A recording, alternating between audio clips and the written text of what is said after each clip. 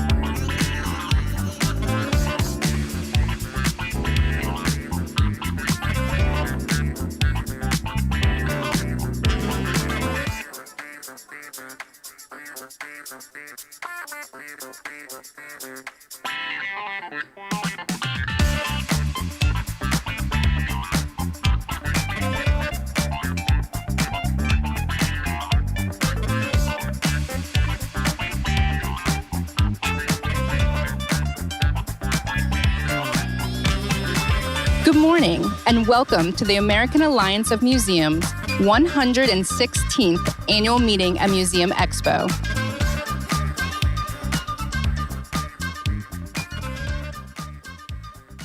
Every community owes its existence to generations from around the world who contributed their hopes, dreams, and energy to making the history that led to this moment. Some were brought here against their will. Some were drawn to leave their distant homes in hopes of better lives. Some were forced from their homelands, and some have lived on this land for more generations than can be counted. Honoring truth is essential to building a just and equitable world. While acknowledgement is important, it is only a beginning. We acknowledge the Piscataway people, on whose ancestral lands the American Alliance of Museums office and Baltimore, the city we celebrate during this annual meeting, are located. Please take a moment to consider the many realities of violence, displacement, migration, and colonization as we gather together for the 2024 AAM Annual Meeting and Museum Expo. We must hold ourselves accountable for the necessary work to uncover truths in the museum field and beyond. And now, a special word from Airco Lighting, the generous sponsor of this morning's general session. Good morning, and on behalf of Airco Lighting, I'd like to welcome you to the 2024 AAM Annual Meeting and Museum Expo. For the third year in a row, I have the pleasure of speaking to you during the opening session, while you are probably tired of seeing me. There are many ways to interpret this year's theme, and I'd like to take a moment now to show you Airco's. I realize that for many, light is not the first thing drawing in a visitor. It is the works of art, the exhibition planning, and curatorial story. For the cradle of aviation, it is the history of flight made hyper-local. But after 2 decades, the museum was facing many of the same challenges as you. Aging equipment, a growing collection, evolving expectations, and a reduced visitor experience. But when this museum decided to invest, they looked at the lighting to reinvigorate their exhibits and experiences. It is light that helps to interpret space, make them perceptible and possible to experience. For this, the museum now uses light in a bold, scenographic approach to transport visitors to a different time and place. Whether studying the earliest aviators or seeing one of 3 remaining original lunar modules, light from Airco has created a new visitor experience. Within the museum, light has many parts to play: visibility, storytelling, conservation, and more. The visitor experience role connects the museum to the community. Whether a plane, lunar module, or painting, light by Airco means not sacrificing. It is for this that light is part of thriving museums, healthy communities. We invite you to visit with the Airco team in booth 4614 in the Museum Expo, and join me for a presentation on Friday for the changing nature of light and conservation. I look forward to connecting and hope you enjoy the conference. Please join us in welcoming Jorge Zamanillo, Chair of the AAM Board of Directors.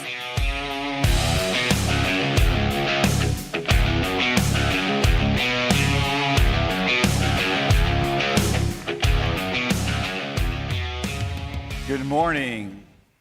Buenos dias. I'm so thrilled to welcome you all to the American Alliance of Museums Annual Meeting and Museum Expo, back in Baltimore for the first time in over a decade.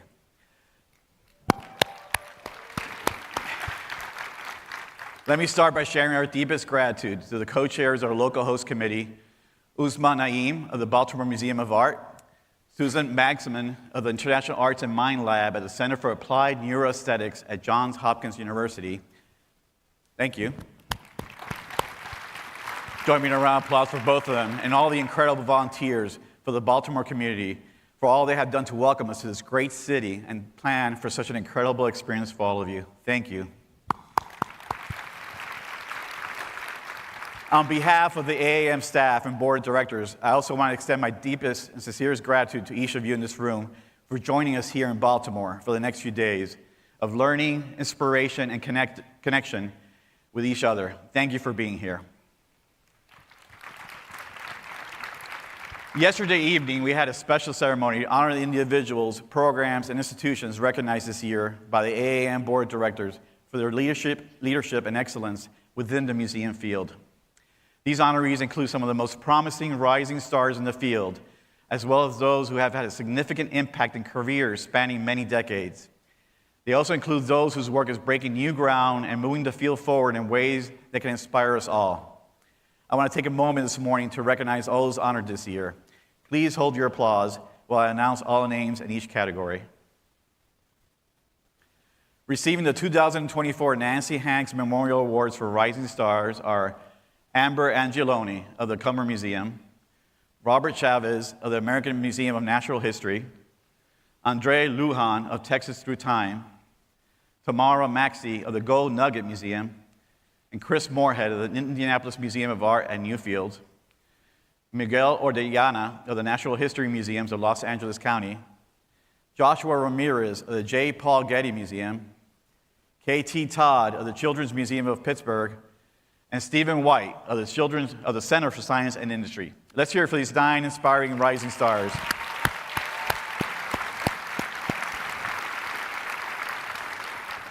Receiving recognition for advancing diversity, equity, accessibility, and inclusion in the museum field are the following individuals, programs, and museums.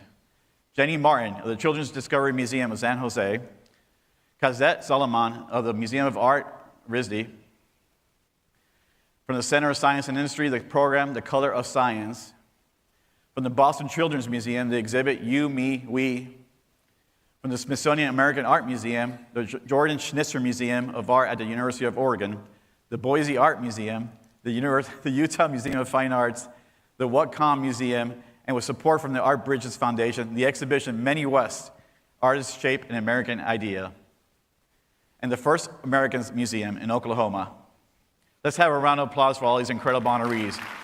You can find more information about the Nancy Hanks awardees and those recognized for excellence in DEAI on our website. I now have the honor of announcing 2 additional prestigious awards that were handed out yesterday. The AAM Award for Distinguished Service to Museums is presented annually by the AAM Board of Directors to an individual who has made a significant impact on the museum profession for over a career of at least 20 years, and who exemplifies the leadership and service to which this field aspires. This year, the board was delighted to present the award to Dr. Douglas Jones, director of the AAM-accredited Florida Museum of Natural History. Doug's career at the museum has spanned nearly 40 years, including over a quarter century of service as director, making him the longest-serving director of any major natural history museum in the United States. Doug has devoted his career to creating a better future by inspiring young people to care about science, our environment, by training the next generation of researchers and museum professionals, and by working to ensure that our planet is here for future generations to enjoy.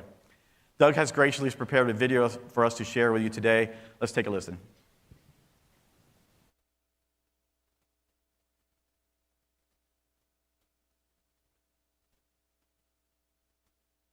Good morning, friends and colleagues. What an unexpected honor to receive the AAM Award for Distinguished Service to Museums. I'm both thrilled and humbled by this recognition. Thrilled because I never in a million years expected this, and because it says to me that years working in several museum organizations didn't go unnoticed, but had a positive impact on those organizations and the people they serve. Humbled because when I look over the list of previous recipients, people I've admired like Stephen Weil, Peter Raven, Elaine Gurian, and Janetta Cole, I'm suddenly overcome with a case of imposter syndrome. And if I'm honest, my life has been enriched in a greater measure by the wonderful people I've met along the way versus any service to the field that I've contributed. I want to thank the current AAM Board of Directors, Jorge Zamanillo and company, for this award. It means a great deal to me that you would select me for this honor. I also want to acknowledge and thank the many museum friends I was able to accession into my personal friends collection over the years, who are very influential in my career, including friends in the Florida Association of Museums, especially Executive Director Melinda Horton, friends in the Association of Science Museum Directors, especially Executive Director Bonnie Stiles, and of course the many friends on the AAM board and in executive leadership, including Ford Bell, Laura Lott, Brooke Leonard and Kaywin Feldman, and most recently, friends on the ASTC board and its CEO, Christopher Nelson. And last but not least, thanks to my fabulous staff at the Florida Museum of Natural History, including my nominator, Bruce McFadden. So stay the course, everyone. Ensure that museums remain vital, relevant, and thriving. Thank you.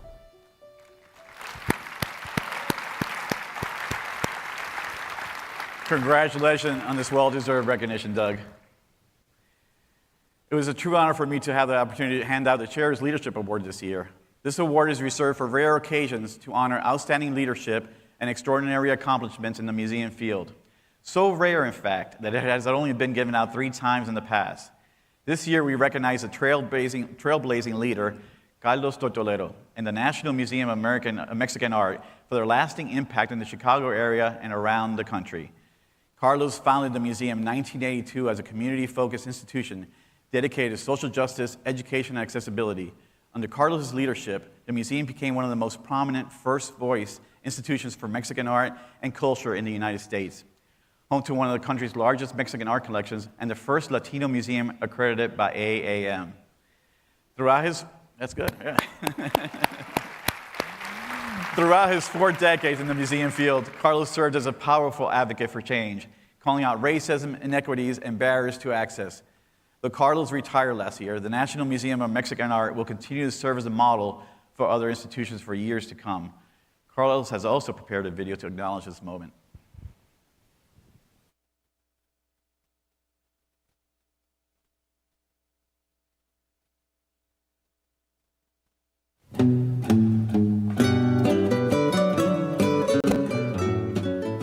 Hi, I'm Carlos Tortoledo, President and founder of the National Museum of Mexican Art.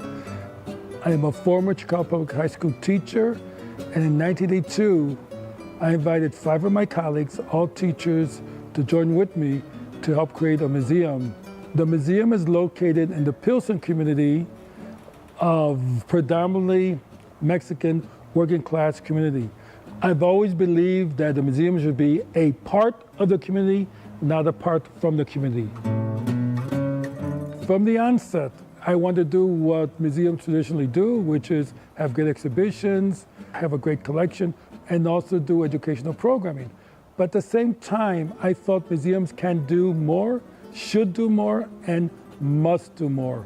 So we do things like during COVID, we had testing, we had vaccinations, we do a lot of health things, we work a lot with the LGBTQ community. Our after-school youth program, Yo Locali, has won 2 White House Awards, the only one in the country to do so.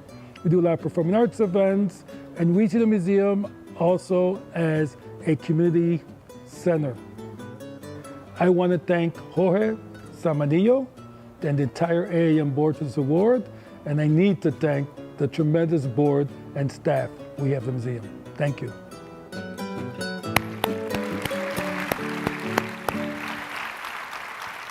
Congratulations again to Carlos Tortoledo and the National Museum of Mexican Art. And thank you for all you have done for the museum field, Carlos. Gracias.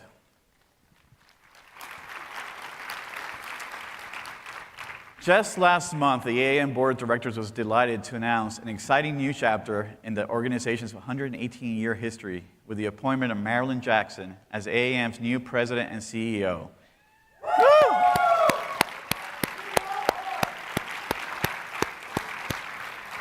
Marilyn is an accomplished and strategic executive, a passionate advocate for education, and a visionary thinker who brings a unique combination of museum, nonprofit, higher education, foundation, and organizational experience. We know that she will continue to build upon AAM's strong foundation to lead the organization to great successes in the years ahead.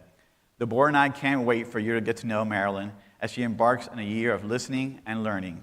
Please join me in congratulating her, and for the first time as AAM's president and CEO, please welcome to the stage Marilyn Jackson.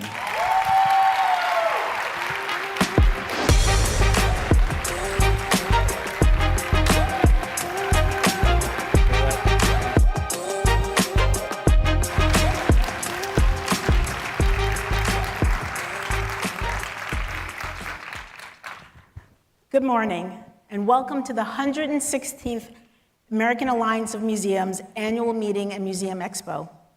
I'm Marilyn Jackson, the newly minted president and CEO of AAM, a phenomenal organization that is dedicated to you, the institutions we work in, and the companies, funders, and vendors who help make the magic happen. I started in this role in April, and I have received the most amazing welcome from our community. You all sent flowers and cards and sweets and blew up my LinkedIn, and I really have tried my very best to connect with all of you. So if I missed you, please send me another message so that we can all stay connected in this journey. I'm so excited to be here, and I thank you for really making me feel so welcome. We all know that museums can foster wellness in society, which is why wellness is the theme of this year's conference. Research is reaffirming our belief in the healing power of our work. Neuroscience researchers at the Johns Hopkins International Arts and Minds Lab have demonstrated that arts and cultural organizations such as museums improve physical and mental health, enhance disease prevention and recovery, promote brain development in children, build more equitable communities, and foster well-being. And wellness, looks different for everyone. It means mental and physical health. It means emotional well-being and trauma recovery. It develops the capacity for resilience. It means opening our minds and our hearts and giving grace during challenging times.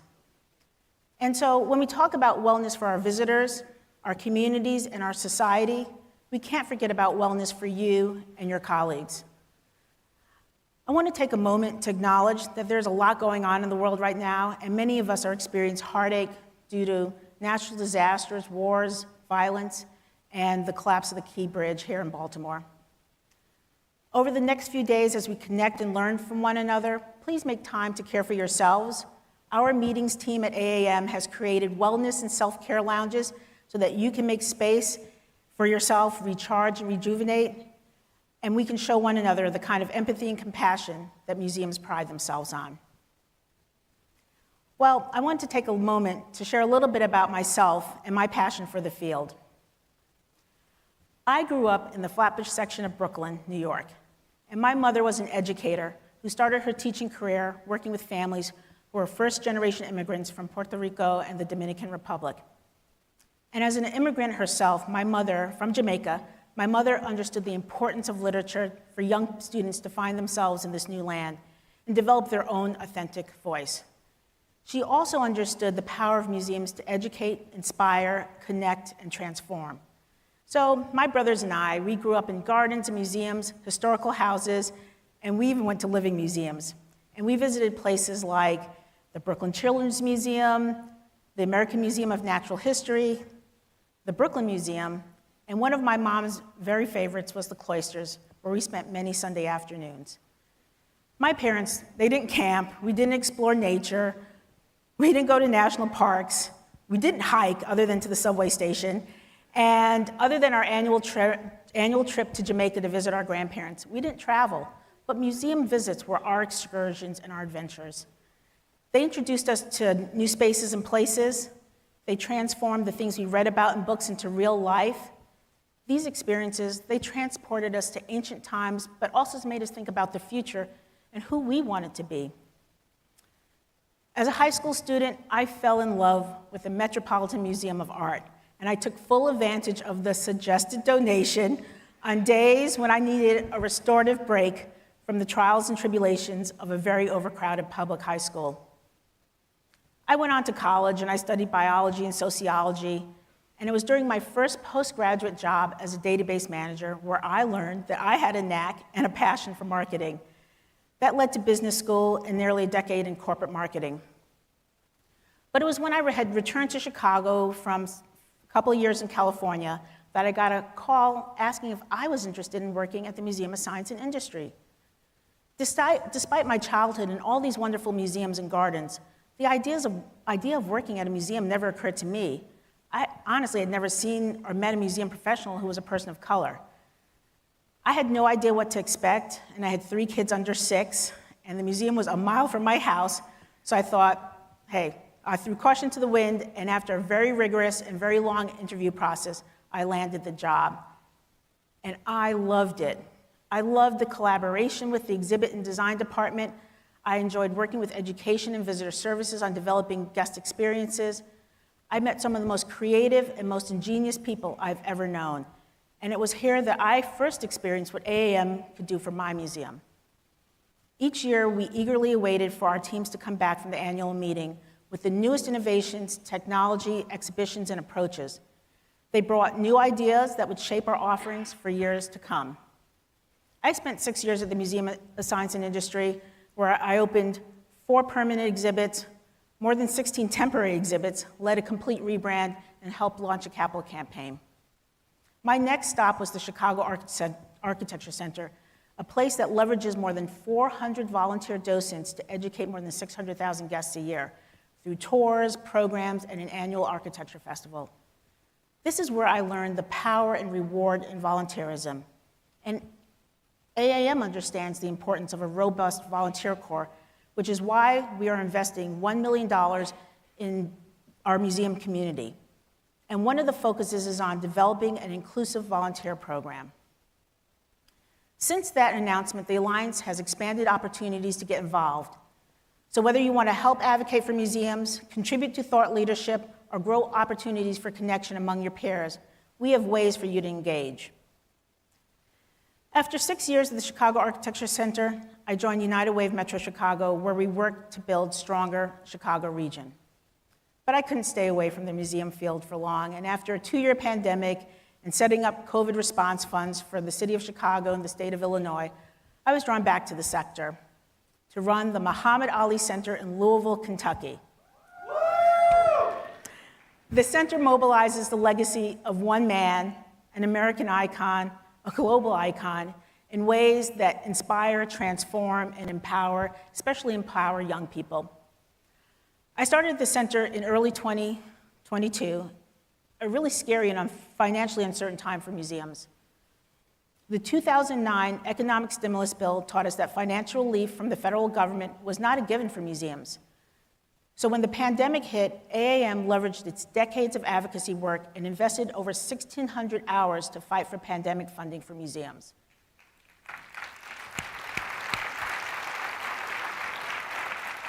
The team's effort resulted in nearly 1,000 local, national, and international and digital print radio placements, leading to $3 billion in funding. This crucial funding ensured institutions like the Muhammad Ali Center and possibly many of yours stayed afloat and reopened.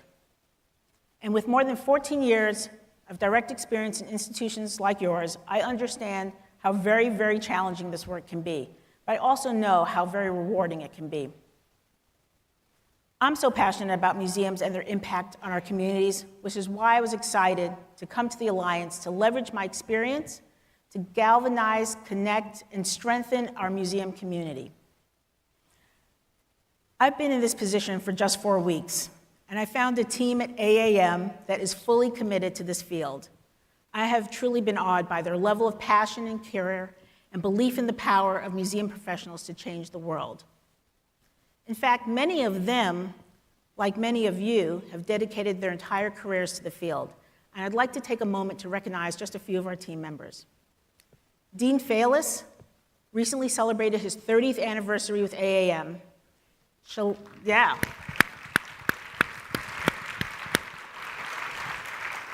Shalon Atwater, her 31st year. And Carol Constantine is celebrating her 45th anniversary with this organization.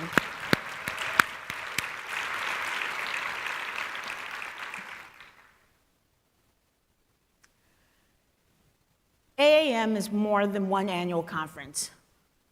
This organization has been around for more than 100 years and has continued to evolve and change to reflect your needs. The Alliance is here to support you as professionals by fostering collaboration, creating learning opportunities, and providing the type of professional development you told us you want and that you need.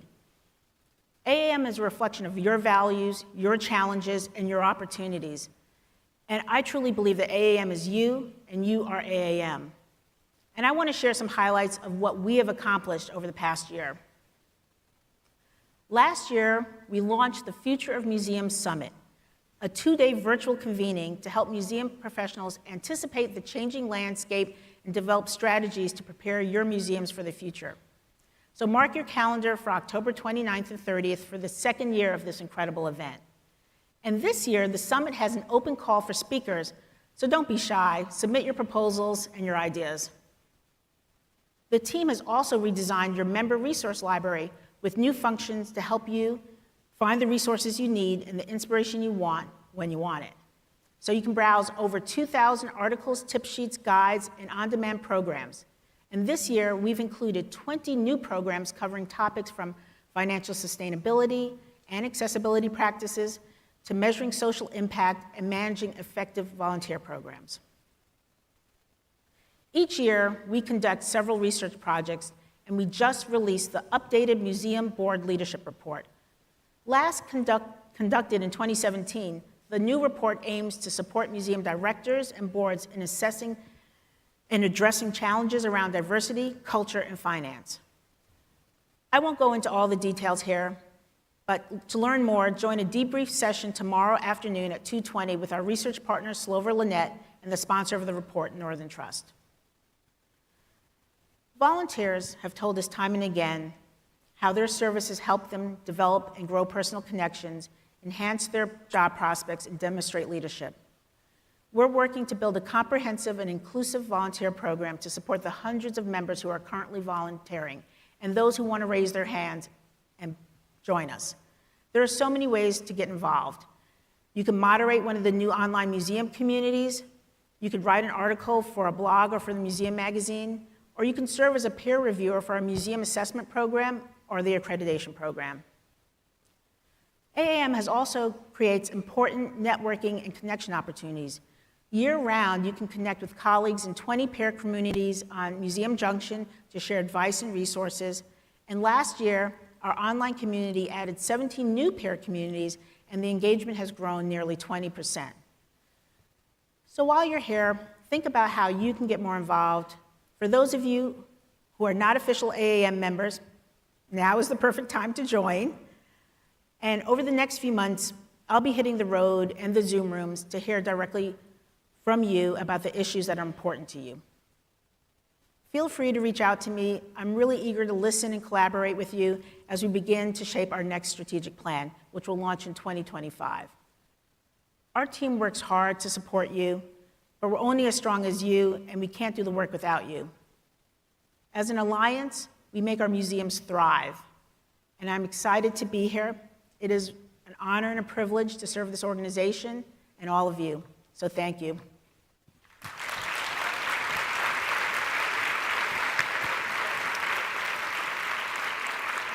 Now, thank you. Now, before I head off stage, I want to recognize that this convening would not be possible without the support of so many people. We want to thank the Baltimore community and our local host committee, the convention center staff, the AAM team, our exhibitors, sponsors, speakers, volunteers, and every single one of you for joining us. Up next, we have an incredible keynote panel with 4 spectacular panelists who know well the power of our sector to impact individuals, communities, and societies. Our keynote is made possible thanks to our generous sponsors at .art who share this message.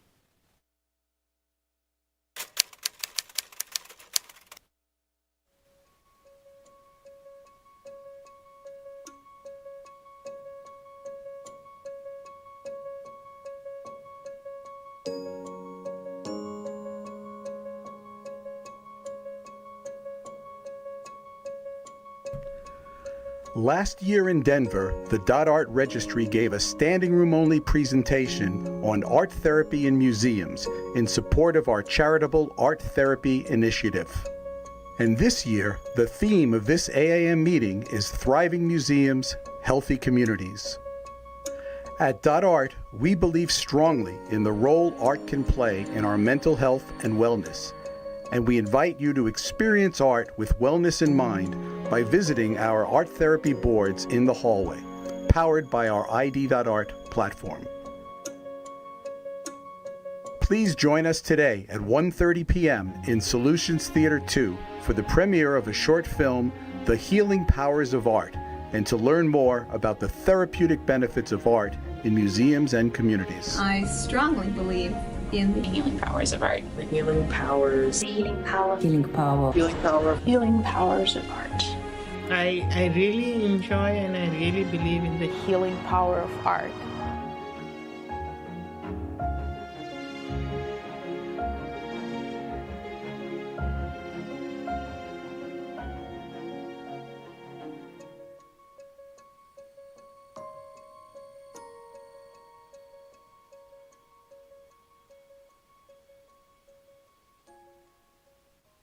And now, please join us in welcoming to the stage the moderator for our esteemed keynote panel, Susan Magsamen.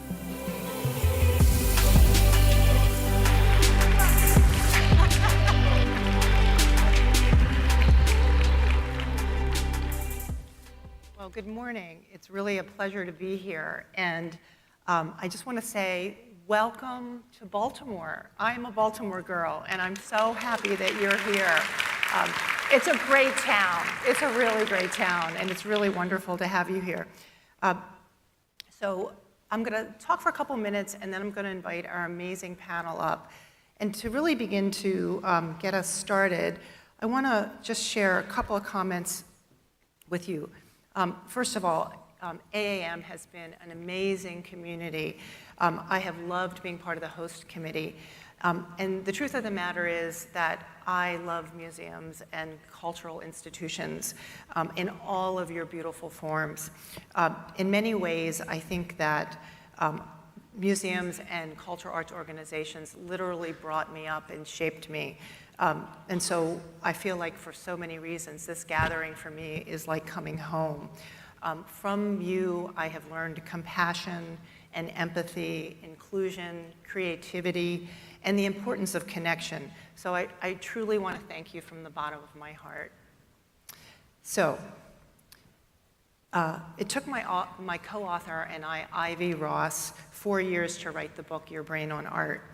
And the goal was really simple. It was to share what I consider to be shovel-ready science about the way the arts can help us heal.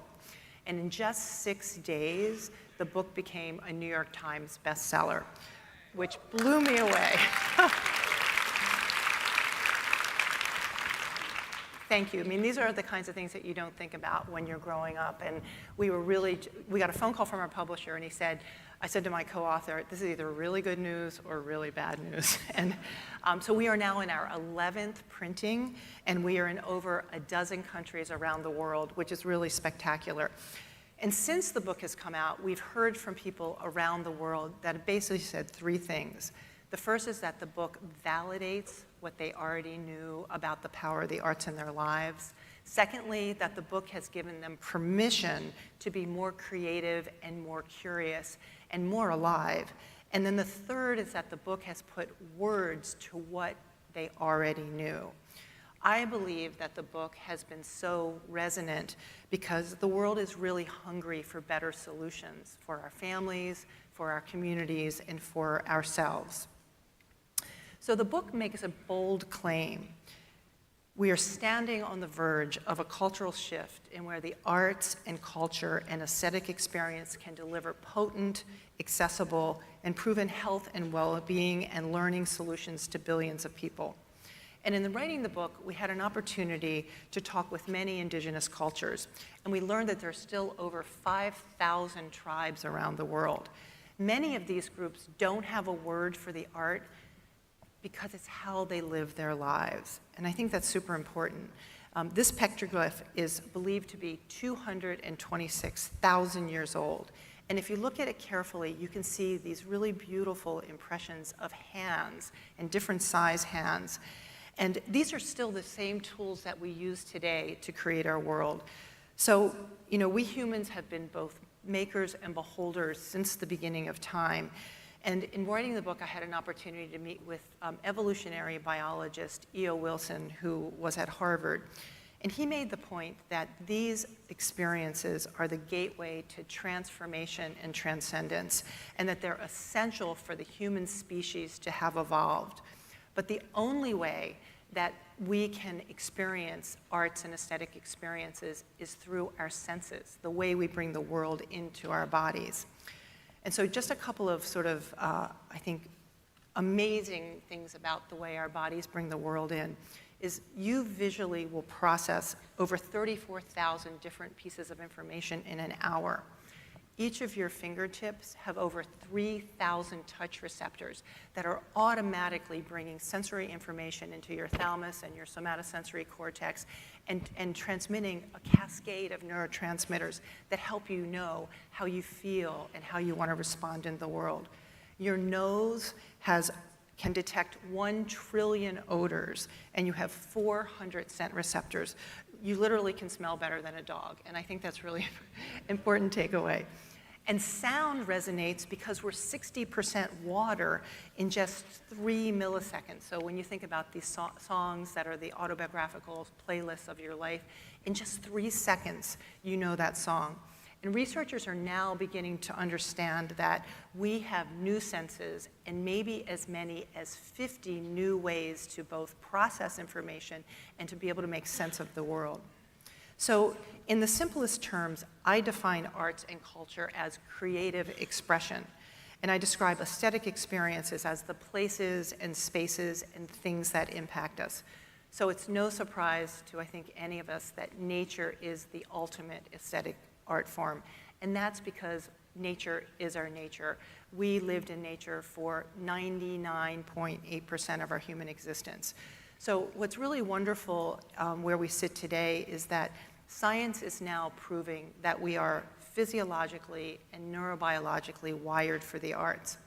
And it's only been in the last 25 years that technology and science has allowed us to get inside our brains non-invasively to really be able to understand how arts and aesthetic experiences really change us. So this field of neuroaesthetics, the definition for this field is the study of how arts and aesthetic experiences measurably change our brains, bodies, and behavior. And really importantly, how this information gets translated into practices for our physical health, our mental health, well-being, learning, community development, and so much more. The field is called neuroarts, and we'll talk a bit more about that today. So I love this slide. When we began to start to think deeply about neuroaesthetics and neuroarts, we knew it was going to be different from the way traditional science is studied. You cannot reduce the arts to a single cell or even a biological system, but we needed a framework to be able to study it. So this is what I call ways of knowing. And it's really essential that we honor indigenous lived experiences, artistic and academic knowledge. So very much I see this field as a round table, not a hierarchy where there is prominence in certain art forms or certain even scientific disciplines. So what we do know is that, and this is, I think, extraordinarily, that these arts and aesthetic experiences simultaneously alter a complex physiological network of interconnected neurological and biological systems. And this is from your respiratory system to your circulatory system to higher order brain function, but also to things like your muscular system. So what's fascinating about the way arts and aesthetic experiences work, like nothing else, is that we are constantly making these physiological and neural connections, regardless of the art form, regardless of the aesthetic experiences. And so I think what's really also valuable to talk about here is that, as I said, we learn and we bring the world in through our senses. But these senses connect, these systems connect through a process called neuroplasticity. So just to put this in context, each of us have about 100 billion neurons, and these neurons connect at a synaptic level, and you can see a bit of this in this video. There are quadrillions connections in your head that create many, many, many neural pathways that connect all the different systems in your brain. So as you are actually bringing in the world, you're creating these synaptic connections, creating these neural pathways, and these pathways underlie everything you do. Your body movement, your memory, your emotions, the way you recall information. They're absolutely essential to how your bodies grow and change and how we make changes in the world. So NeuroArts is now being deployed in literally every sector of society. And this just gives you a bit of information. But whether we're talking about business community, museums, arts organizations, whether we're thinking about healthcare or public health, the arts and neuroaesthetics are showing up everywhere. The science is helping to inform solutions that we can really use to make a real difference in some of the issues in the world. And that's important because, as we've just heard, we are facing so many intractable problems that current tools and techniques and approaches have not been able to solve. And in many ways, I think, the elephant in the room is very similar to the arts. They're ancient, they're powerful. Depending upon where you touch them, you get a different perspective, you get a different solution. And I think the cautionary tale is that if we don't protect the arts in our culture, we could lose them. So I want to just speak for a moment about a project that I've been working on with the Aspen Institute. About 4 years ago, we set out on a journey to really build the field of neuroarts. And our North Star is literally to ensure that arts and aesthetic experiences become part of mainstream medicine and public health in all sectors. And the blueprint includes also launching something called the NeuroArts Resource Center, which will launch this fall. And this is a global virtual watering hole where community practitioners, researchers, artists, museums, organizations, funders, all can come together in the same place as a learning community to find information and to share information. I'm also extremely proud to announce the Renée Fleming NeuroArts Investigator Award.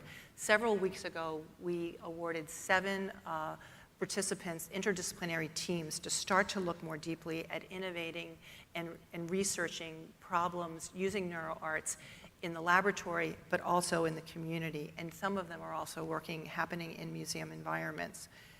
And then the third program with the NeuroArts I wanted to share is something called the Community NeuroArts Coalitions. And these are hyper-local community groups that are coming together. We have 3 pilots right now. We'll be launching a toolkit in the fall that brings together museums, cultural organizations, educational resources, healthcare, policymakers within communities who are looking at how to solve problems in their local communities through the lens of neuroaesthetics. And museums, and I think it's really fair to say, cultural centers are at the heart of this effort. I talk a lot about this idea that art creates culture, culture creates community, and community creates humanity. Many of these institutions are already doing so much of this work. And recently, I had the opportunity to go out to Bentonville, Arkansas, to Crystal Bridges. And what amazed me was the way that this institution, in this relatively small community, is actually thinking about the way that a museum and a cultural organization can connect from pre-K all the way to pre-med. And so I think there's a lot that we can learn from each other in this learning community about how to tap into all of these different aspects of the way that this work is coming together. So in closing, I want to say that there are many, many organizations all over the world that are really using neuroarts and the work that we know about arts and health and the science of the arts to really address some of these intractable problems. AAM is at the lead, AARP, the Association of Children's Museums, NEA, who you'll hear from today, NIH, Health and Human Services, but also places like the World Bank and the World Health Organization. So today, I am extremely excited to be able to have a conversation with these extraordinary women who are also doing some great work to lead this field. So please join me in welcoming Dr. Maria Rosario Jackson, Chair of the National Endowment for the Arts, Terri Lee Freeman, Executive Director of the Lewis Museum, and Renée Fleming, acclaimed singer, 5-time Grammy Award winner, and also an extraordinary arts advocate.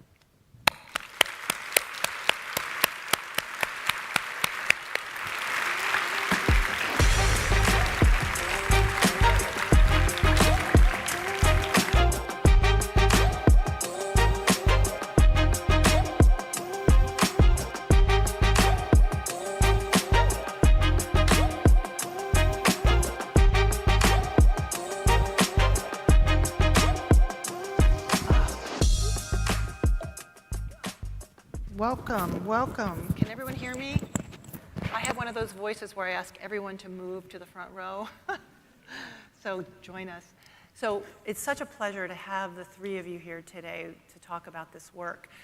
Earlier we were talking in the green room and decided that we wanted you to envision that you are in our kitchen and that we are having a conversation with each other about some of the things that are happening in the world, and from our each unique perch, how we really might be able to start to sort of solve some of these problems through the lens of the arts. And so, Maria, I'd love to start with you. As the chair of the National Endowment for the Arts, you've been working on so many extraordinary projects. I'd love to hear a little bit about, through the lens of museums and cultural arts organizations, what are you thinking about these days? Thank you for the question, and thank you for the invitation to be here. It's really wonderful to be with all of you. At the National Endowment for the Arts, I think so many of the things that you shared in your opening remarks are influencing how we show up. And, I come at this from an interesting background. So my training is in urban planning. And I think about, and my work over the course of my career has focused on how do we build healthy communities where all people can thrive.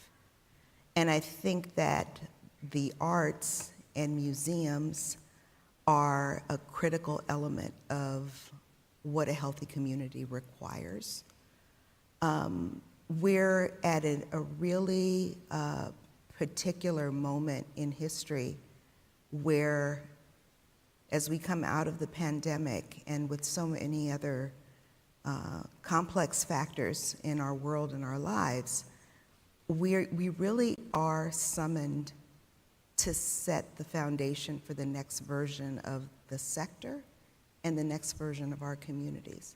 And I think it's really important to figure out, what did we learn from the last few years when everyone was called to question their orthodoxies about how museums operate, how we run our lives, what work looks like.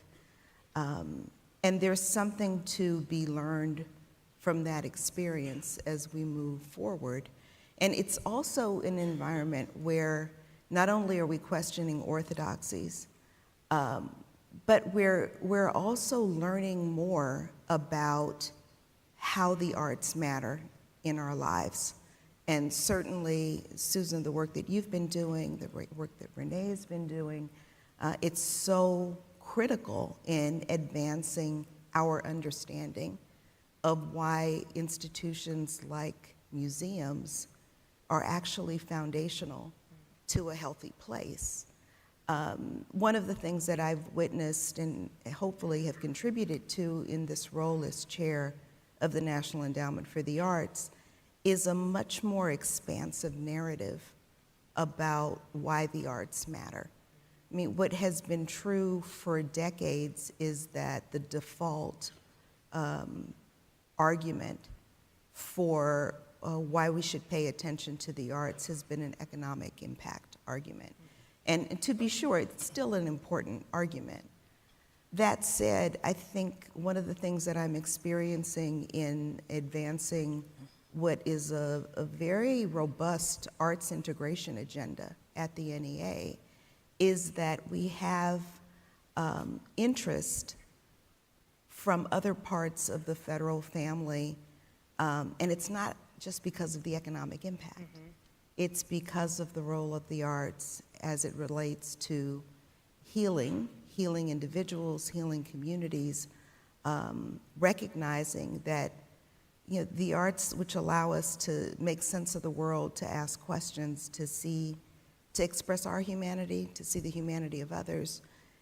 I really believe that this is a precondition for all of the things that we say we aspire to as a nation of opportunity and justice. You can't get there without that arts integration. And what I'm finding is that there is an openness to that idea from a wide range of leaders, not just in the arts, but in education and health and human services and are stewards of our physical environment. There is an appreciation that I think didn't exist before about why the arts need to be integrated into our concepts of healthy communities. It's interesting too, because I think, you know, artists and philosophers and children have always known the power of the arts, right? But in some ways we've marginalized them, we've sidelined them, we have been taught that productivity is really important, so we've been very transactional. And I've seen the way that the science of the arts has started to show that when you play a musical instrument, you certainly create connection, and you create empathy, and you create a sense of community. But you also change brain structure, and you build neuroplasticity. You create faster movement within the brain. You create resiliency. So for our young children to be losing that capability by not having access to the arts in schools is extraordinary. It's like taking a natural gift, something that we're wired for, and literally taking it away. And I think what you've been doing is really seeing how that shows up. And education is just one example. It's true in healthcare, it's true in business, it's true in under-resourced communities, that you've been able to see other departments within the federal government say, I need this for my workforce, I need this for innovation in environmental affairs, and you're seeing it show up everywhere. And I think that's really remarkable, that shift. But it takes time, right? It's an evolution. Yeah, for sure. It takes time. There's, you know, our structures aren't set up for the kinds of synergy that would be optimal. Mm-hmm.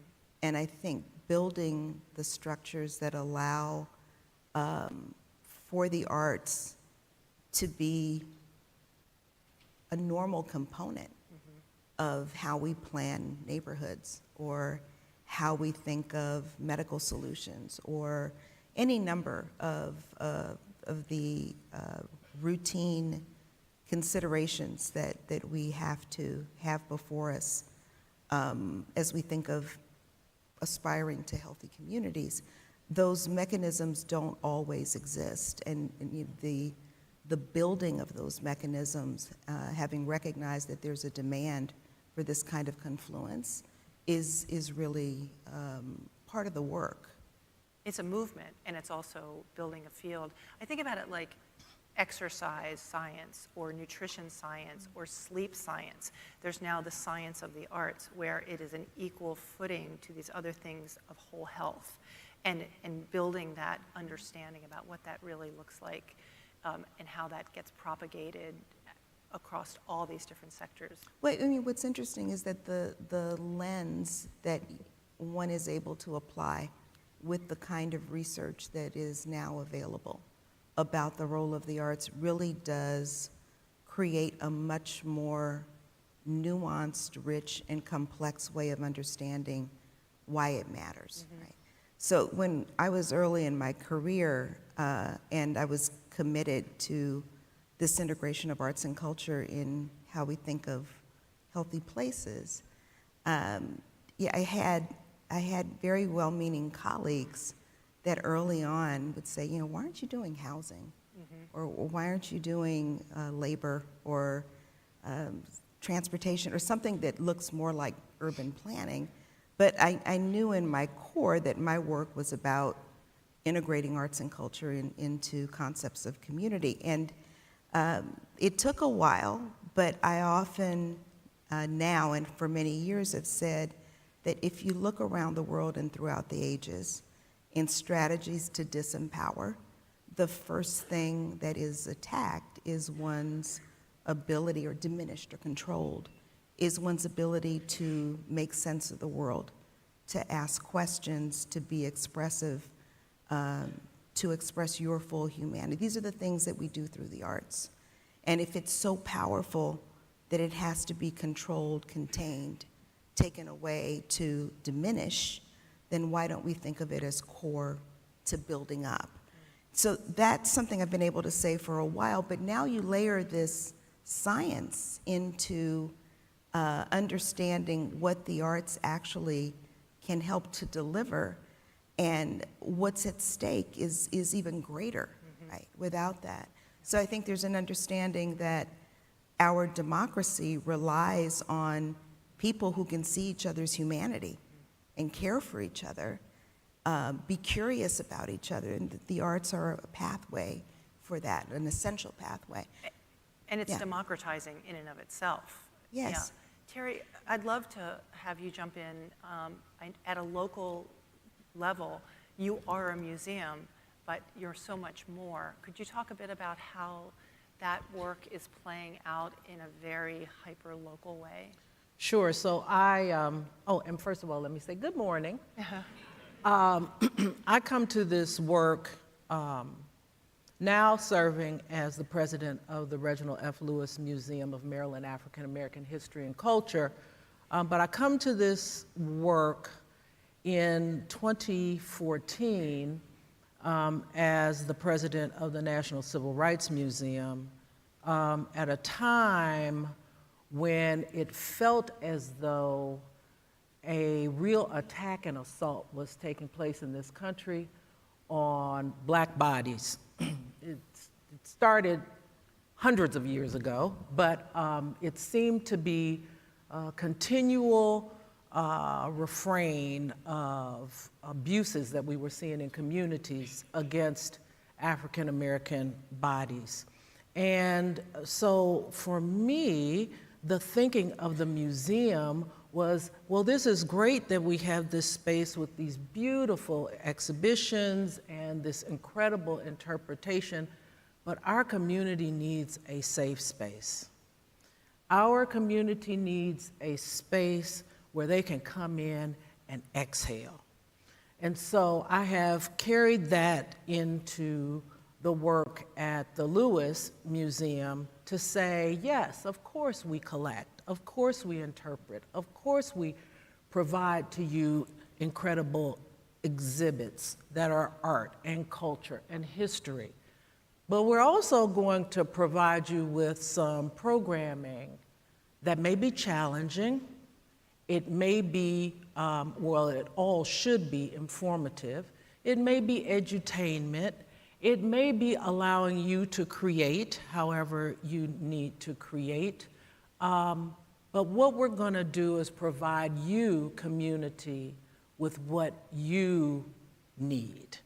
We want you to come into the space and say, okay, I can go through the exhibits, but if I just want to stop and sit, I can just stop and sit. And it's really important in communities. You know, I'm a culturally specific museum. The majority of the folks that we serve are those communities that have been marginalized. And we tell the history specifically of African American communities here in Maryland. Maryland has a very interesting history. You all take a look at Maryland's history as being a border state and didn't know where we were. We had one foot in Confederacy and one foot in freedom. But it's an interesting state. It has continued to be an interesting state, and things play out, I think, in Maryland in very interesting ways. And so the people come into the museum saying, I want to learn, I want to see, I want to participate, but what I don't want to be is re-traumatized, right? I just want to be able to come and chill. And so as we expand on our traveling exhibitions, or as we make additions to our permanent exhibition, we do it with the thought of how can we make sure that people are learning, that they come in, they're challenged, they see things that are different, they're learning, but that we are not re-traumatizing. So an example of this is that we're getting ready to, in the fall, open an installation in our permanent gallery on the lynching history of Maryland. And it was really important that we wanted to tell the truth, and you can't tell the truth about lynching without talking about really traumatic experiences, but we didn't want to have people running out of the exhibition with their hair on fire. So to be able to focus less on the images, if you will, of those who were the victims, and talk more, frankly, about those people who made it a party atmosphere during the lynching was really important. Utilizing music, utilizing sound, utilizing lighting was really, really important. But to know the history is also important. And to help people understand that lynching from the perspective of individuals being hung from trees may not be common. There are all sorts of ways that people are lynched in this country today. And so we go on to talk about that. And that's a part of everything that we do, connecting history to what is current, but doing it in a way that is sensitive, yet informative, and relevant, and confirming the experiences of the people who are represented in I think the that space. idea of validating, again, right, giving permission, validating, finding words for feelings, and knowing that you're not alone is another aspect of this. As you were talking, I was thinking about this idea of how one heals, how one grows, how one flourishes, and then how you are able to really move into the world in some form of transformation. And those are complex evolutions that we move through, and to have a space. I also know, as a white woman in Baltimore, the ability to be able to have the Lewis here is important for the entire community, because others are able to learn from what you're doing, and I think there's a very bi-directional opportunity there too for really coming together. And I think that's important for Baltimore, but I think it's also more important for the country than ever. Yes, So, I would thank you. agree. And I just wanted to comment, because Carlos had mentioned early on the screen that they were a community center as well as a museum. And while we don't see ourselves as a community center, we do try to center community in the things that we do, because we can only exist if the community supports the museum.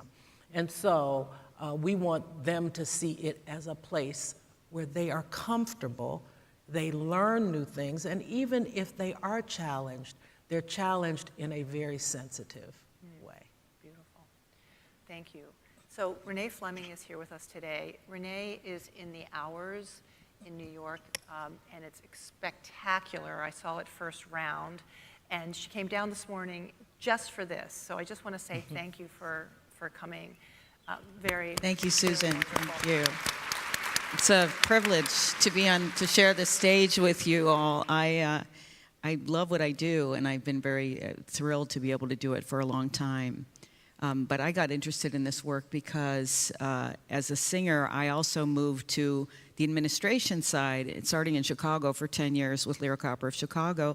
And I really felt that all of us are community service providers, whether it's a performing arts venue or a museum or healthcare. And that can't easily be replaced. We are all people serving people. And I noticed as well that donors typically were working in the arts and healthcare.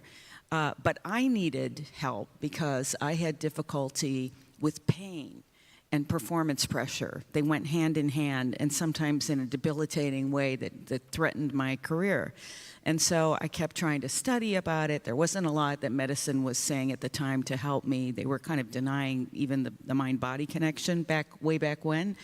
And so then I noticed that researchers were studying music, and I thought, now why on earth would that be, scientific researchers? So when I met Dr. Francis Collins, who led the National Institutes of Health for 12 years, and asked him why, he said, the brain. He said, we have a brain institute, and music has more impact on every known part of the mapped area of the brain than other activities, and so that's why we're studying this, and because it can be measured.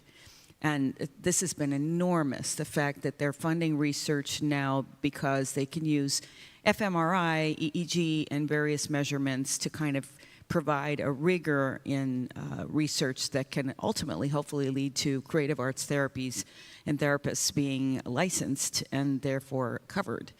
So that's been a real passion of mine, and I love all of the arts. I call myself now the NeuroArts poster child because I tour constantly, and I'm touring a beautiful National Geographic project right now called Voice of Nature, the Anthropocene. We won a Grammy last year, and I said, let's take it on the road. And every small city I go to, and I love this kind of tour, I immediately look up parks and museums. And I enjoy it so much. My favorite recently was in Davis, California, where the Manetti Shrem Museum and also the Native American Museum nearby, and just have been kind of obsessed with both ever since. And I also am voraciously reading novels again. I am being outside. I am going to performances, of course, of every kind. I'm a theater buff. And I'm staying away from opinion news. And I recommend that all of you do that this year because it's a tough year. And it works. I'm so much happier and just more positive. So true. And I am still getting the news, but in a reduced form. I want to back you up to the National Geographic Project for a second, because this is an amazing way to reignite our love of the planet and of nature. And so can you just share how this unpacks? It's in IMAX theaters, right? Has that been primarily where it's been? That's a different project, but this is basically, I've discovered that multidisciplinary performing projects are much more effective. We want all of our senses to be activated, and hopefully at some point we will lose rows in theaters and replace them with tables and chairs, and so that we can have a shared experience with friends and family, or we can get up and move, which is something we all should be doing now. Everybody take a deep breath. I know I need one. Yes, and exhale, because I just felt that film would tell the story of the planet in a more meaningful way. I sing live to 30 minutes of various selections from the album, but also Lord of the Rings and Bjork and things that I've recorded but don't perform very much that are more popular. And the films are beautiful, and they mainly tell the story because we like you said, we want people to enjoy the experience, but still have the takeaway of action. In this case, loving and taking care of the planet. So it's mostly beautiful images that correspond loosely with the music, but some of it is also the Anthropocene, and we have not had a very positive effect on the planet. And so we have to tell that story as well. And National Geographic did a beautiful job, and they also talk about their sustainable practices. So I've loved that project. I've also been touring for 2 years now, one with George O'Keeffe's letters and also with her husband, using a lot of images from the George O'Keeffe Museum in Santa Fe and photographs and the story of her marriage. And people like to learn. My first experience actually was with museums myself was at the Tate Modern in London, and it was an exhibit on Paul Klee, and I did a brief performance of the music that he loved, and we wove that into a story about the artist. And I think these kinds of projects can really be illuminating for the public. I mean, even I noticed one of the thank you videos had strings playing in the background. Did anybody else get goosebumps and feel emotion and feel just a sense of, oh my gosh, it's wonderful what this man has done? And I stopped and I went, it's the music. I'm sure it is wonderful, but it does have a huge effect on us. Yeah, it's really true. And what you're making me think about is this idea of mixed methods and multiple sensorial experiences within museums that really enliven the senses. There's a fantastic exhibit right now at the BMA for Joyce Scott, who is, I would have said at one moment she was a jewelry designer, but that doesn't do it. And I think that's the other point, is that we're so multidimensional, and oftentimes we bring people down to one level, one plane, and yet this exhibit is very dynamic. There's music, there's video, but there's also an opportunity to do weavings, and there's hands-on work in the galleries. And I'd love to hear a little bit more about some of the ways, we're talking about well-being, we're talking about healing, we're talking about flourishing. What are some of the ways to bring community into the museum, but also how to bring the museums out to the community? And then I love the way we already have begun to talk about the care of the folks that are within the museums. How can we create those ecosystems? And Terri, maybe I'll throw it to you. So sure. So we currently have an exhibit called Black Woman Genius. And it is a tribute to Elizabeth Talford Scott, who is Joyce Scott's mother, who is a fiber artist. And we have all of these exhibitions of different types of fiber art, some of which are even synthetic hair, and how they have created art with synthetic hair. But at the end of the exhibit, as you are leaving the gallery, you have the opportunity to grab a scrap, because that's what quilts were made of, just scraps, and add a scrap in your way to this steel frame, and become a part of this fiber art installation. Now, I think we are working on our second steel frame since February, because it has gone over so well with young people in particular. So they go through the art and they're asked which pieces they like the most, and then at the end they can add they can add their own piece to the installation. But it's also interesting to watch older people, because they're very thoughtful in thinking about which piece of fabric do I want to use? How do I want to knot this? What am I adding to this installation? And you can tell that, yes, it can be stimulating, but it actually can also be calming. And so that's one way we are bringing people in and helping them become a part of the art. Last year we did something called, we had an Afrofuturist exhibit. And we went to a festival that we have here in Baltimore called AAM. I hope some of you all will come back in June for AAM. And at the AAM festival, we actually put up boards that were based on our Afrofuturistic exhibit that talked about where people saw the African American community in 50 years, and allowed people to contribute their thoughts. So that was us going outside of the museum, but taking it to the community. I don't know that people typically think about museums doing that sort of thing, but that is a part of the work that we do.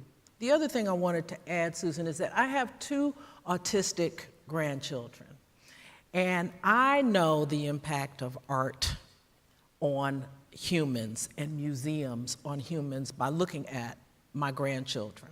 One of which has taken to the drums. Unfortunately, it's the drum. And he's headed to my house in a couple of weeks, and my daughter said, you gotta get him a set of drums or he's gonna be beating on everything in your house. So I said, okay, that's fine, it'll be down in the basement, we'll close him off in a room. But what happens to him when he's playing these drums? How he almost becomes one with the drums. My second autistic grandchild is nonverbal, but she loves letters, and she loves books, and she loves the movement of the pages. And most recently, she was on a field trip to a music center, actually, in Florida. And her eyes just lit up as she was going through the community and just seeing what was, being on the bus and seeing the things to see as you're on a trip to a special place.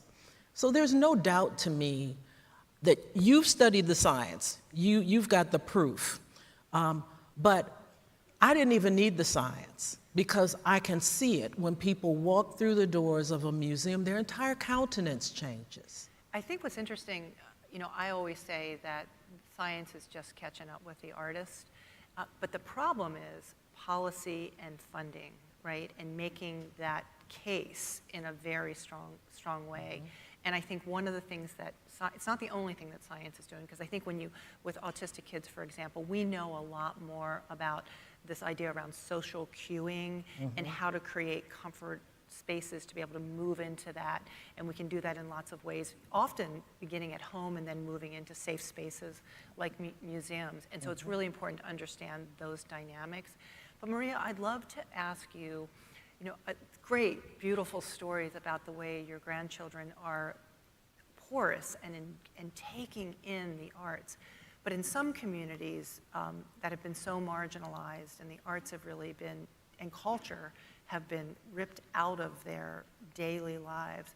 Can you talk a bit about, Maria, when you talk about cultural kitchens, how you have thought about when art hasn't been accessible? Sure. So the concept of cultural kitchens is something I started working on many years ago, as you know, Susan. And it came out of wanting to understand how the arts were typically framed, and when we think about cities and towns and places, and wanting to offer a different way of understanding how they might matter beyond only the economic development argument. And many years ago, I was asked to write a chapter for a book that was focused on race, and at the time the language was multiculturalism, and and many of the chapters were about labor or about education, and I was writing the chapter about arts, and it occurred to me that when politicians or city leaders lift up the arts, often there is attention to those communal times when people from all parts of the city or the town come together. Imagine a table, and they're bringing what they have to offer culturally to that space. And that's wonderful that this kind of inclusivity and diversity is lifted up, and museums often have a lot to do with it. But I started thinking, how do we become good stewards of this inclusivity we aspire to and the diversity that we say we treasure? And where is it that people actually have an opportunity to make culture? In some cases, to repair harm that has been done to culture. In other cases, maybe the history is not that, but where is it that people come to make sense of the world on their own terms, to ask questions, to work it out, to be creative, and actually decide or make what it is that they want to share with the rest of the world? And I thought, we need cultural kitchens. We need places where people are free to do that, where they're called to do that, and in ways that are generous, and really in thinking about part of our civic exercise, our civil society, that cultural kitchens are really important parts of healthy communities. And as a planner, I started thinking back then, how do we make sure that communities have cultural kitchens? Whose job is that? To make sure that there are these places where people can go to experience, not only experience art in a consumptive fashion, but also where they can tend to their creative lives. And with the work that has been coming out in recent years about direct connections to health and well-being, the argument begins to extend. Where can you go to care for your to develop your wellness, right? To address your wellness through that creative need. That's not medicalized, and I think that's also really important, is that these are not things that need to be dealt with in an emergency room necessarily, right? There's some amazing programs that are doing work with people with intellectual disabilities and different kinds of cognitive issues, mental health issues. And one of the things I learned recently is that we have a very low tolerance for getting stuff done, right? Like patience. And sometimes it can take 2 years or more to find your voice when you haven't had the opportunity to really do that. And Renee, because you have such a beautiful voice, I've loved the way you've also gone around the world and talked with people. Can you share a little bit about some of the things that you hear in these community gatherings that people are lifting up, that they're wanting to know more about or have access to? You know, I have, as I perform. You need your mic. Oh, wait, sorry. Right. As I perform. Yes. I'm so jealous. People always think that I have a loud speaking voice, and I don't. I So. sing Happy Birthday with Renee sometimes. Yes, we've had a duet. We do duet. But I also offer presentations to the performing arts venues where I'm performing, and I give a kind of an overview of arts and health, and they invite local scientists and healthcare providers to come and present on their work. And it's incredible what we all learn and the collaborations that have been really spawned by these gatherings. And of course, also the enlightening. I bring the audience, and so the audiences are also enlightened and passionate. We now get responses that are, what can we do? And I'm sure you get the same thing, Susan, as you go and talk.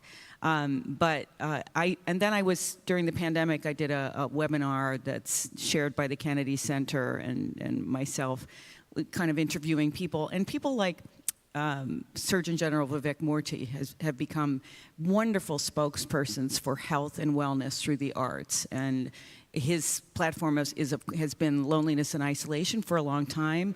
And I do think that making all of our performance venues and museums to some degree into community spaces is important. We need it desperately. People need it. The work that you're doing around the country, I was so inspired by the White House gathering and hearing especially ground small organizations and how they've changed, and especially been incredibly influential in messaging around projects that cities are trying to undertake. It really works to get people on board with important initiatives that are needed, including, of course, as we know, vaccination.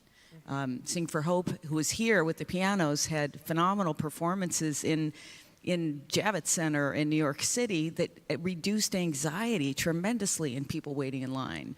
So that kind of initiative. But I learned from a palliative care expert in Georgia recently when I was doing one of these, and these kinds of gatherings. He was very impassioned, and he said, I've seen this work so well with families at the end of life. And he said, medicine treats disease. That's already a huge task for medicine, but not necessarily human beings. And so to provide these arts interventions and groups and performances and just access, the fact that a painting on the wall in someone's hospital room can reduce the length of stays by 2 days, which is also, of course, economically very beneficial to hospitals, is important. And he said he just thinks we have to treat people as an ecosystem. And your study, actually, I talk about constantly. The economic value of arts and health is so important to understand. And can you just say something about what the creation of the field means, Susan? Sure. So this field that I mentioned, neuroarts, it's really critically important because we know a lot. There are thousands of studies about the role of arts and aesthetic experiences and nature for health, well-being, and learning. And that's great. The field is coalescing. I mentioned the Resource Center and other tools that were really lifting the field up. Maria has done amazing work. I also think small is beautiful. So all of these museums and organizations, cultural institutions, national parks I know are here, local parks are here, historic houses, living history. When you connect each of these together, we create a beautiful quilt that really is about humanity and about amplifying human potential, which at the end of the day is what we're about. We don't want to cope. We don't want to just survive. We want to thrive. And I think we've been on our knees through COVID, and I think the wind is in our face right now with so much adversity and real pain and suffering. But we persevere. That is what humanity does. That's what we've always done. And so this idea of sustainability in the neuro arts is critical. And it doesn't just come down to money, but it comes down to money, right? We all need funding, we need support, we need reliable support where we just don't have to go out and write the next grant, that we know that there's going to be this ongoing support. And it will take us some time to get there, but there's a path to get there in this country, and in other countries, they're doing it. And so there's some models to really follow. But what Renee is mentioning is, in order to try to create a case for this, the NeuroArts Blueprint has done an economic analysis starting with Alzheimer's. And so 2 years ago, we did just a very simple economic analysis saying, if music and singing was used with mild to moderate dementia patients, what would the return on investment be for the healthcare provider and for the caregiver or the care partner, which is usually a family member, so they lose work. They have mental health issues themselves. The turnover and retention in these centers is quite high because there's not enough support. The return on investment was 3 to 1, which is extraordinary. We're now doing another, something called true value, same population, but we're looking at what's the true value? Who gets divorced? Who leaves a job and never comes back? What's happening to the patient's quality of life? And we think that it's going to be as high as 10 to 1. So if you want to make a good investment, a financial investment in healthcare, you want to be paying for arts and aesthetic experiences. And this is just one example. Parkinson's and dance is another. Mental health, huge issues. So we see a lot of things happening in that space that I think is really exciting. Can I just mention my book, which I keep forgetting to bring up? Mind meld. Yes, exactly, aligned. So a month ago, I released a book at Penguin Random House called Music and Mind, Harnessing the Arts for Health. And it's a snapshot of the entire field. It's an anthology with writers, researchers, even performing artists, of course, but also institutions. And it looks at childhood development. It looks at the science, the therapies, and the future. And the NeuroArts is the last chapter, I think, because it really does, this coalescence of the field really does represent the future. But for those, and the only visual art chapter in the book is by Anjan Chatterjee and Juliet King, and it's around, of course, the work that they've done with veterans, the masks, and some extraordinary work at Walter Reed. So if I had to do over again, since this took almost 3 years, but I'm working more closely with Susan now, it would be broader and probably a little more neuroarts based, but this is mainly a music snapshot show. So for those of you who have friends in music, I recommend it. And what's interesting about this book is that you hear the impact of the arts from so many different people, and it's not the same, right? So I think that the arts and aesthetics experiences are the closest thing to personalized precision medicine that we have. So and the book really lifts that up. So we've just got a couple minutes. I wanted to lift up a topic and get your opinion, and maybe for all of us to think about this. You know, we're such a culture of data and metrics and measurement and what success looks like, right? How do you know something worked? And in this space, where we are talking about tremendous range of experiences, how do we start to think about evaluation and metrics and measurement in an ethical and important way? And Maria, I'd love to start with you. Yeah, I was really heartened at the start of this session. One of the slides had different ways of knowing listed, and I think it's so important to be open to different ways of knowing and recognizing that the ways that we have historically understood the value of the arts, the ways that we have interrogated even impacts on health are not the only ways, and that there are valid other ways of understanding impact, and we need to be open to those. That is one of the challenges, right? Mm-hmm. Is that we make policies, we allocate resources, we make these really important decisions, based on sometimes some very limited ways of understanding things. And as we know more about the impact of the arts on humans, on society, on communities, recognizing that there are different worldviews and different ways of being accountable. I'm not saying that we shouldn't be accountable, we should, but recognizing the range of ways in which we can understand change and impact is something that we have to stay open to and build the muscle to integrate these different ways of knowing into how we make decisions, how we design programs, and similar. Thank you.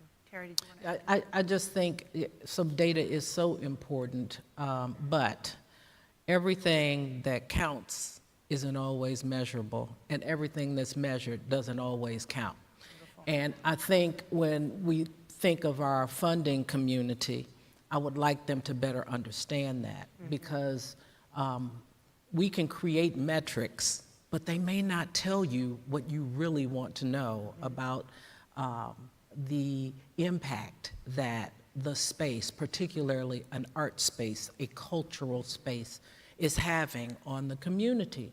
So I think in support of what Chair Jackson just said, we have to look at other ways of being able to say, this place makes a difference. Why do I know that it makes a difference? Because when people come in this space, they slow down. Yeah. They calm down. They smile. Coming from communities where they may not smile that often, or may feel like they're on guard a lot. And so those things are really important to take into account when we're looking at the impact and effectiveness of our institutions. I always think that, we pay for what we value, but sometimes we don't value the right things. So lightning round and then we're out. I'm going to ask each of you this question. You can't say singing. What is the art form or aesthetic experience that you do to bring you back to yourself? Terri. Well, I hate to tell people this, but I dance around the house. Excellent, excellent. Okay, Renee.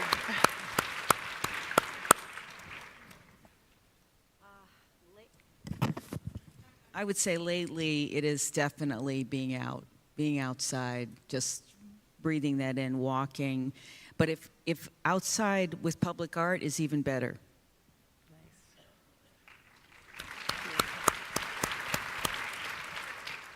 For me, there's an outside component for sure.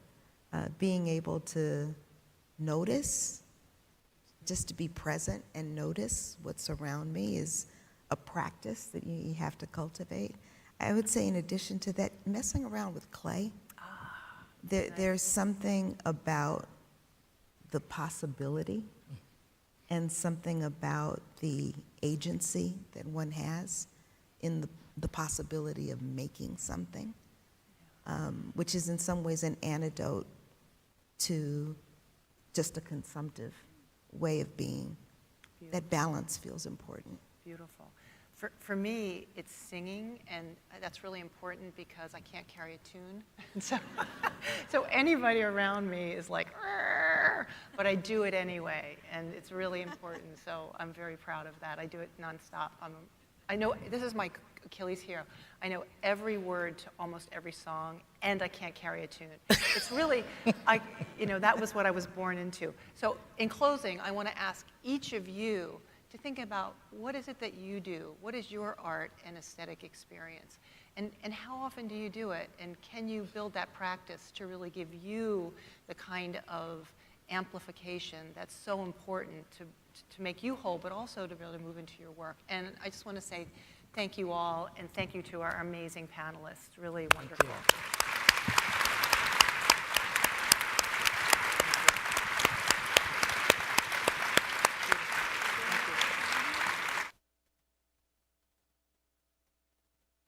Thank you for joining us for this morning's general session and keynote presentation. We now invite you to the opening of Museum Expo. Be sure to come back to the Expo Hall this afternoon at 12:30 p.m. for our Museum Expo networking reception.